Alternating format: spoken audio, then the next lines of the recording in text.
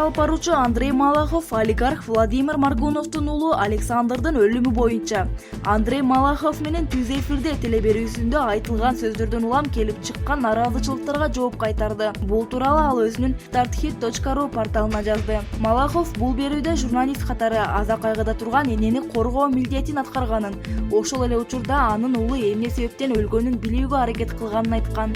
Шоо мен укук бузууда, ошондой эле кылмышкерлерде, курмандыктарда улут жана жарандык болбой турганын эске салат. Маркумдун апасы Татьяна Маргонова бул окуяга байланыштуу өкүнүштүү, кылмышка шектүү адамдын өз оозунан укпаса да, анын өкүлүнөн укту. Мен да менин айткан сөздөрүмдү бир катар кыргызстандыктар туура эмес түшүнүп алганына өкүнгөнүмдү билдирем, деп жазган Малахов. Ал ошондой эле тынчтык, акыйкаттык жана сөз эркиндиги үчүн кадамын уланта берерин кошумчалады.